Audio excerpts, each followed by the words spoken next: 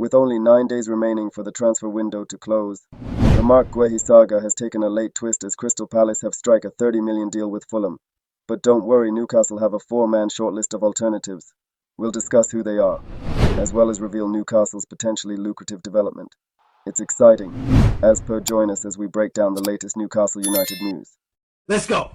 So, starting off, according to the reliable David Ornstein of The Athletic, Fulham have tonight reached agreement in principle with Crystal Palace to sign Joachim Andersen. Compromise found on FE £30 million, including add-ons. All parties working to finalise deal for 28-year-old Denmark defender to join Fulham from Crystal Palace. It's prudent to note that Newcastle United have been actively pursuing a deal to sign Marc Guehi from Crystal Palace over the past 2 weeks, with the Magpies reportedly submitting a bid in the region of £60 million plus £5 million in add-ons. However, the potential transfer has been thrown into doubt following this news that Fulham are close to securing the signing of Joachim Andersen from Palace.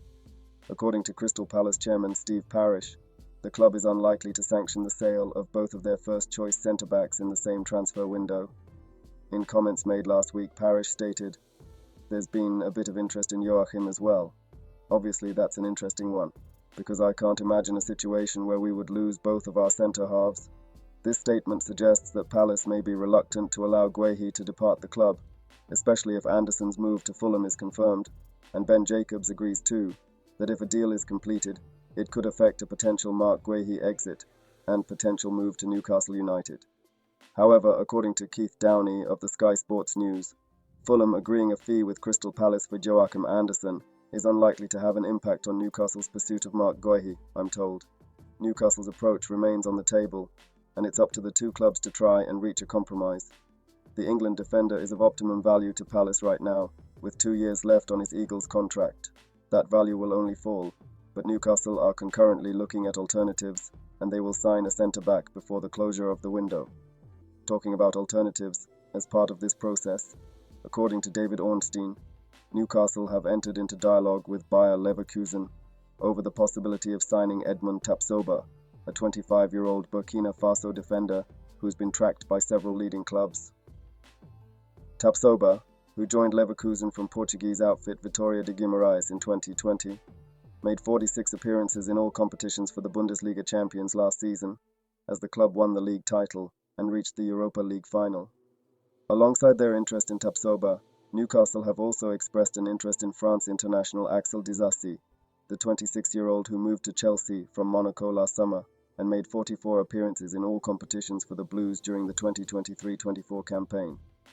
Disasi missed the entirety of Chelsea's pre-season preparations as he recovered from a hernia operation, but is now back fit and available for selection, although Team Talk correspondent Fraser Gillen claims Chelsea are open to selling Axel Disasi for the right price. As another alternative, Newcastle United are also reportedly targeting Chelsea's Trevoh Chalobah as a potential defensive reinforcement. Chalobah, who has come through the youth ranks at Stamford Bridge, joined Chelsea at the age of just 8 and made his first team debut for the club in 2021. However, the arrival of the Todd Boehly era at Chelsea has seen a significant amount of player turnover, and Chalobah could be one of the names on his way out of the club in the coming weeks. According to reports from The Athletic, Newcastle United, as well as fellow Premier League side Crystal Palace, have expressed an interest in acquiring the services of the 24-year-old defender. This interest comes as Chelsea are reportedly willing to sanction the departures of several players this summer. Chalobah's versatility, having played both in a back four and a back three, as well as in a defensive midfield role at times, would make him an attractive option for Newcastle. His physical presence and aerial ability could provide valuable depth, particularly with the continued workload that club captain Bruno Guimarães is likely to face in the campaign ahead. Interestingly, it's claimed Crystal Palace may explore a move for the Chelsea defender if they are unable to retain the services of Andersen and Guehi, who have been linked with potential moves to Fulham and Newcastle respectively. Chalobah's Premier League statistics from the 2023-24 season further highlight his qualities. The defender made 13 appearances for Chelsea, ranking joint 17th in the squad, and scored 1 goal. He also ranked second in the squad for clearances per game, 3.8, and joint 8th for tackles per game, 1.2, demonstrating his defensive solidity.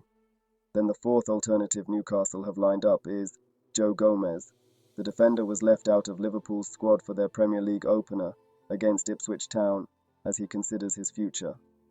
With Aston Villa, Fulham and Chelsea also known to have shown interest in Gomez, as per the Times, his omission at Ipswich has been described as grown-up discussions between the player and Liverpool as the England international mulls over his future. With the transfer window entering its final weeks, the pursuit of these alternatives could become an increasingly important part of Newcastle's strategy to strengthen their defensive options, particularly if a deal for Marc Guehi proves elusive. Then moving on, in a potentially lucrative development for Newcastle United, Saudi Pro League club Al Ahly are reportedly closing in on a £50 million deal to sign striker Ivan Toney from Brentford.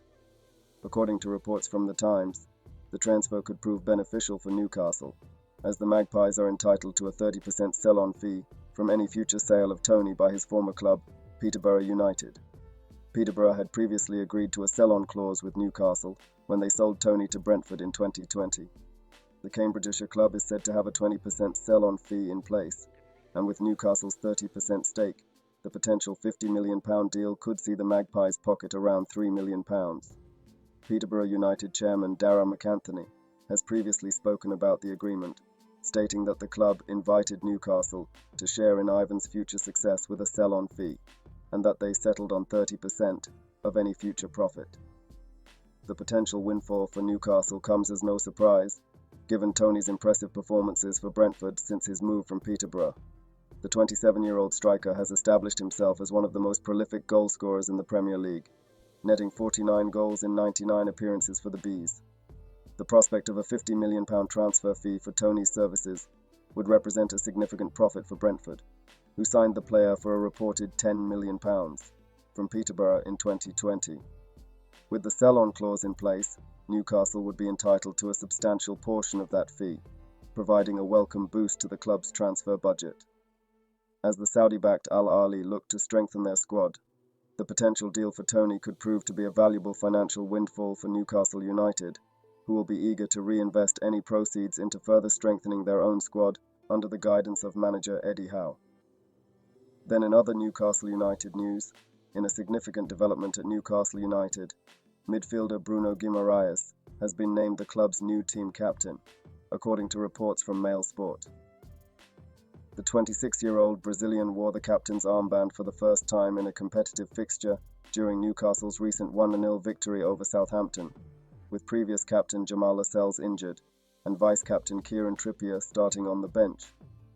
This promotion to the captaincy is seen as a clear sign of Guimarães' importance and growing influence within the squad. Manager Eddie Howe is believed to have wanted to provide clarity around the permanent leadership of the team and has entrusted the responsibility to the former line midfielder. Lascelles has now been given a newly created position of club captain, while Trippier will continue as vice-captain and remain part of the leadership group, alongside other senior players such as Dan Burn, Callum Wilson, and Jacob Murphy. The decision to make Guimarães the team's new captain comes despite reported interest from Manchester City in the talented Brazilian. However, sources have indicated that the player is almost certain to remain at St James's Park beyond the upcoming transfer deadline. Guimarães himself has expressed his pride at being handed the captaincy, and the armband is viewed as a reward for his commitment and contributions to the club since joining in January 2022.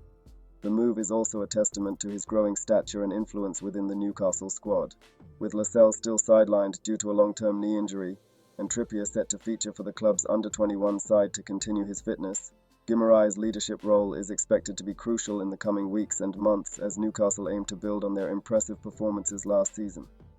Then finally, in an exciting update, if you would want to know the new Prince of Newcastle United, click the video link on screen now.